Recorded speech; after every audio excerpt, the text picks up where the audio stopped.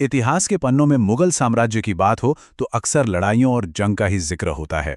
लेकिन आज के इस ऐतिहासिक विश्लेषण में हम एक ऐसे मुगल बादशाह की बात करने वाले हैं जिनकी कहानी सिर्फ तलवारों तक सीमित नहीं थी। बात हो रही है चौथे मुगल बादशाह जहांगीर की। इनकी विरासत कला, न्याय और सत्ता के गलियारों में मौजूद ताकतवर महिलाओं के इर्द गिर्द घूमती है। तो चलिए बिना किसी देरी के इस दिलचस्प सफर पर निकलते हैं।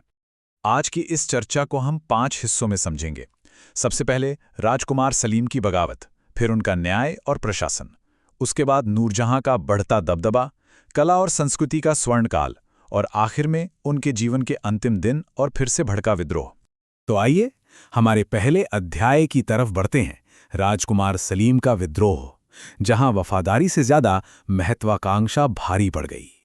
कहानी को गहराई से समझने के लिए जरा इस टाइमलाइन पर गौर करते हैं। 1569 में फतेहपुर सीकरी में अकबर और मरियम उज़ ज़मानी के यहाँ उनका जन्म हुआ। यहाँ से लेकर 1605 में तख्त पर बैठने और फिर 1627 में उनके निधन तक उनका पूरा जीवन बहुत ही उतार चढ़ाव से भरा रहा।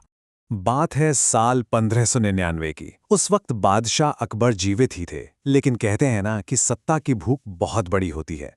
राजकुमार सलीम इतने बेताब हो गए कि उन्होंने इलाहाबाद में बगावत कर दी और खुद को एक स्वतंत्र शासक की तरह पेश करने लगे। और ये कोई आम नाराजगी नहीं थी, बल्कि इस युवा विद्रोह में एक भयानक क्रूरता भी छिपी थी।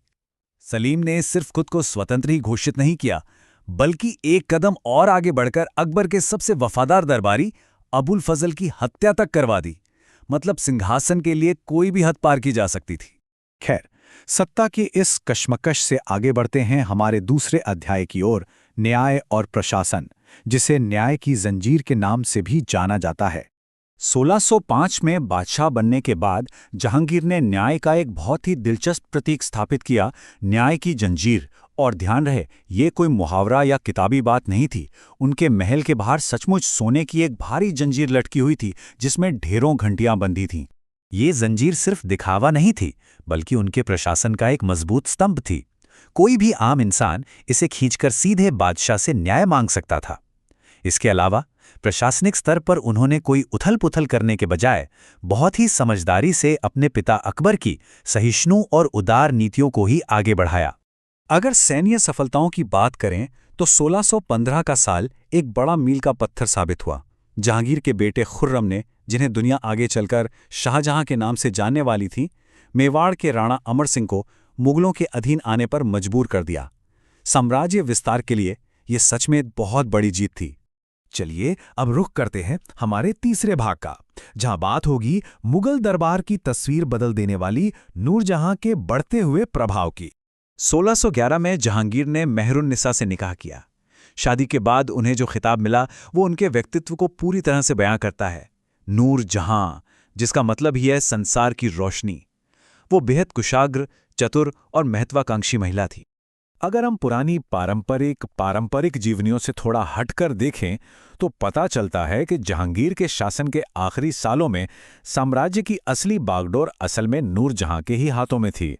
जरा सोचिए, उस दौर में एक महिला का इतने विशाल साम्राज्य के प्रशासनिक फैसले पर्दे के पीछे से लेना, ये वाकई हैरान कर देने वाला है।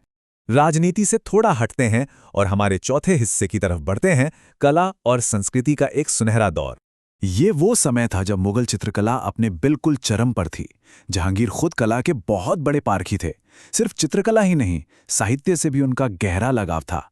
उन्होंने फारसी भाषा में अपनी आत्मकथा तुजुक-ए-जहांगीरी लिखी, जो आज भी उस जमाने की बारीकियों को समझने का एक बेहतरीन जरिया है।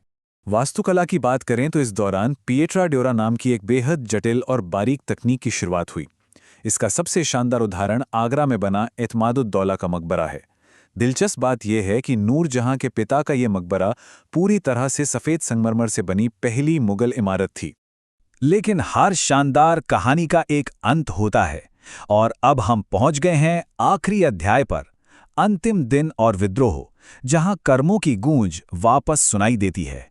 यहाँ इतिहास का एक बहुत ही गहरा व्यंग्य, या कह लें एक गजब की विडंबना देखने को मिलती है। जो राजकुमार सलीम 1599 में अपने पिता अकबर के खिलाफ बागी हो गया था, उसी जहांगीर को अपने आखिरी दिनों में अपने ही बेटों शाहजहां और खुसरो की बगावत झेलनी पड़ी।